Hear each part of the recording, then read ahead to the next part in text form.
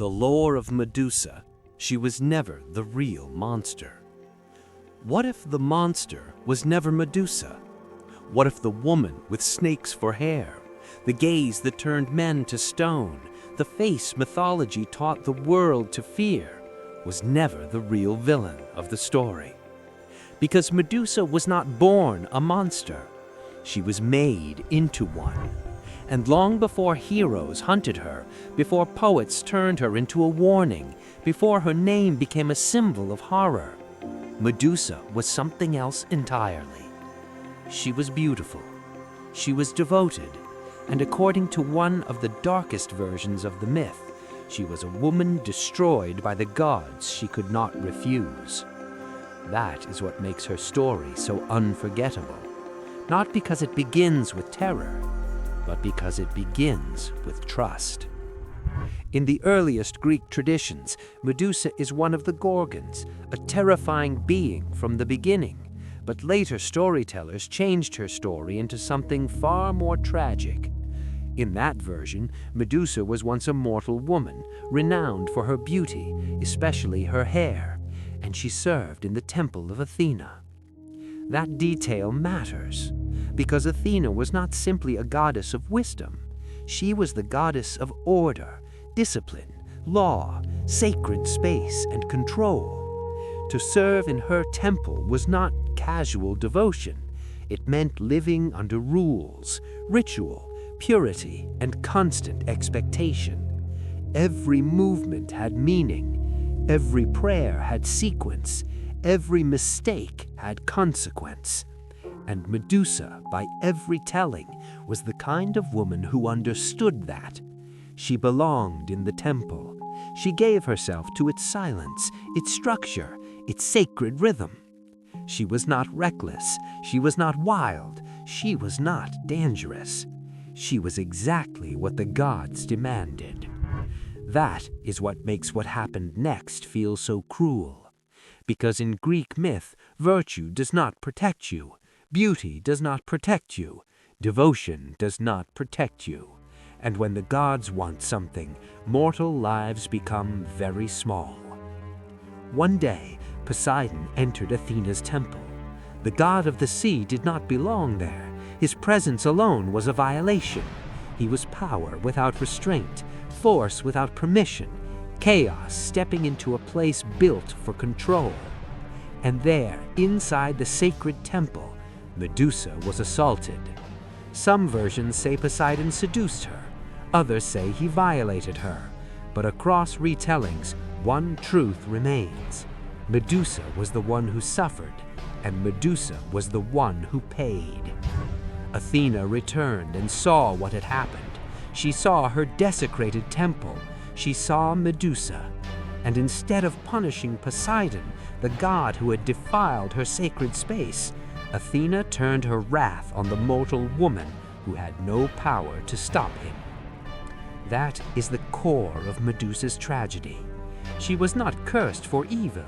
She was cursed for being the place where divine violence happened. Athena transformed her. The beautiful hair that once made her famous became living serpents. Her face became so terrible that any man who looked directly at her would turn to stone. Her body, her identity, her future, all rewritten in a moment. Not erased, rewritten. Medusa became a warning, a symbol of pollution, a living punishment. And perhaps the cruelest part of all is this: the curse made her exactly what the world would later accuse her of being, a monster. But think about that transformation for a moment. What does it really mean? It means Medusa was stripped of human life and then blamed for what she had become. She was violated by power, punished by authority, and abandoned to isolation. The myth does not simply turn a woman into a monster.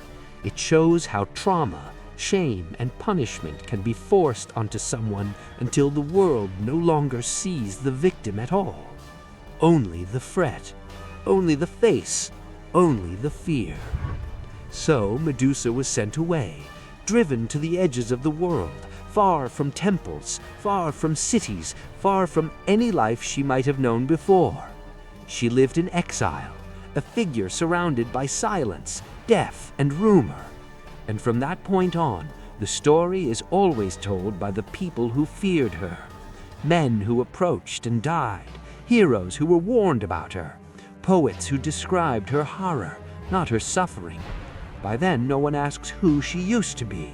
No one asks whether she chose any of it. No one asks what it means to survive a god and then be punished for surviving.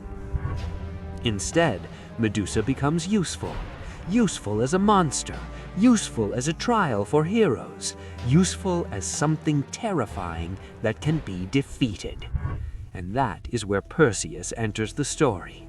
Sent on a near impossible quest, Perseus is ordered to bring back the head of Medusa.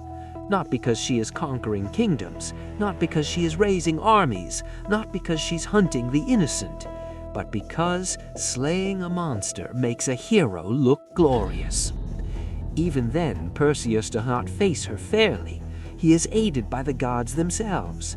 Athena gives him a polished shield. Hermes gives him tools to survive.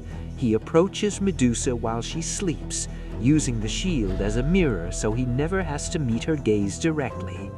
And with divine help, he cuts off her head. That is the ending most people remember. The hero succeeds, the monster dies. But even here, Medusa's story refuses to stay simple, because from her blood sprang Pegasus, the winged horse, and Chrysaor, a giant warrior. Even in her death, Medusa does not produce only horror.